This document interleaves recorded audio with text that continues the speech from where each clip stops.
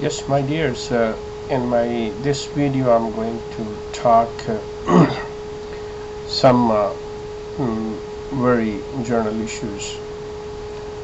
This is not particularly regarding any set topic. Like we see the comments and the opinions of the different viewers and listeners all over, like on the internet, in the newspapers, in a different discussion forums, and everybody have the right to express themselves, and they have to give their opinion according to their understandings. And I believe that everybody must express themselves. But I will definitely say that we should avoid to issue any kind of fatwa that what I'm saying I'm right. We should give the opinion, and we should give the margin that if there is a better opinion, if there is someone is saying something good, then we must consider that. It is up to us whether we accept or not, but we should keep ourselves within our limits, and we should respect the other's opinion. We may not agree, but we must respect the other opinions. Now, most of the people, they like to discuss, instead of the issues, they like to discuss the personality and discuss that person who is talking or who is giving his or her opinion. Where I see that hardly there would be anyone who could have 100% knowledge of any subject. In my opinion and in my understanding, we are always a student.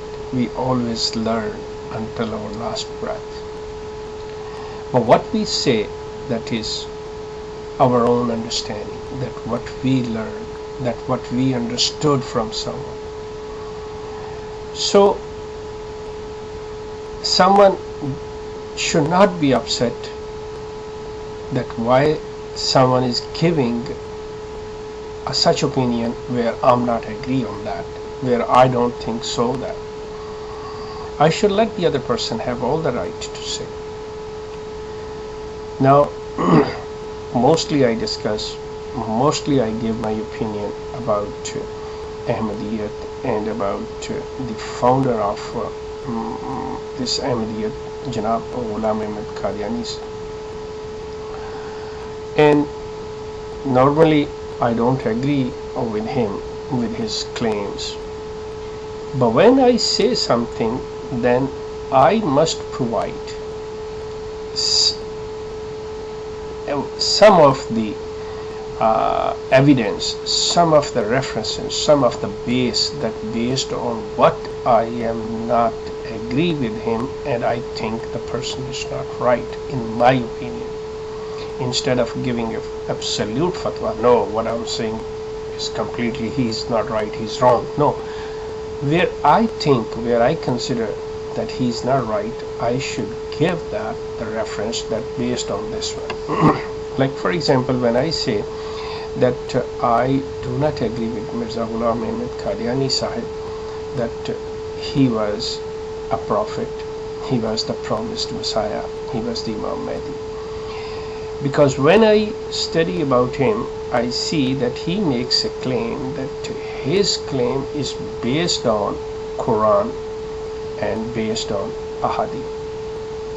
Well, I see that in Ahadith there are some of the Ahadith which say that yes, there will be promised Messiah who is Isa ibn Maryam alayhi salam, who will come. But I don't see in Quran anything like that. So I say that I accept and I believe on Quran, that Quran is the final word. Quran is the criteria, in my opinion. This is my standard, according to my criteria. The Quran is the standard where I have to see anything. I do not reject Hadith. Don't take me wrong. I do not reject Hadith. I respect Hadith, but I do not follow blindly on Hadith. So far as concerned about the fundamental beliefs, that I have to look from Quran. One. Second, for me, the authority is Quran, not the Hadith. I cannot reject Hadith. Hadith will give me the very interpretations and so many issues which have been discussed and which have been said by the Prophet Muhammad, peace be upon him.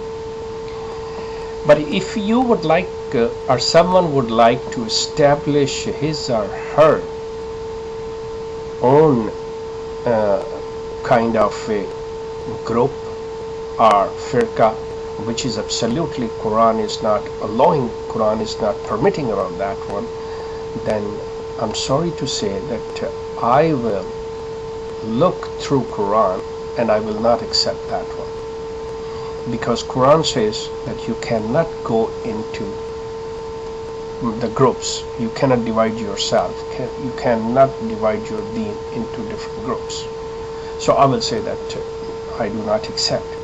When I say that I do not accept, that's my personal opinion based on Quran. I have given the proof, I have given the reference, I have given the quotation about Quran.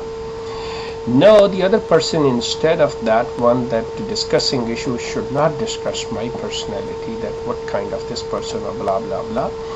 They should come up with that issue that if they believe that they are right based on a hadith, then they first of all have to prove that a hadith is the same. A hadith has the same status what the Quran has. If according to them the hadith and the Quran on the same level, I'm sorry to say again over here, the Quran is the word of Allah and ahadiths are not really the word of Prophet Muhammad, peace be upon him. Those are the words which we claim, which the narrator is claiming that this belongs to Prophet Muhammad. Prophet Muhammad never said, Prophet Muhammad never advised to his ummah that, okay, look, compile my all these sayings and stick with them and keep them just like Quran, as you will follow the Quran, follow on my this one. He said that what I am doing practically in my life you have to follow, because I follow the Quran, so my every act will be according to Quran, and that called Sunnah. This is the one, the most of the people, someone they might say that, look, this person does not believe on this, does not believe on that. I just want to make it clear that for me the criteria, for me the standard, for me the authority is Quran. I do not reject Hadith. I respect Hadith. I accept Hadith, but not as a fundamental belief. Whereas the belief is concerned, there is Quran, and when there is the interpretation is concerned, yes, no problem into that one. But for the fundamental belief, I will accept only Quran. I will not accept Hadith. Hadith I will accept, as I said, which interprets those fundamental beliefs.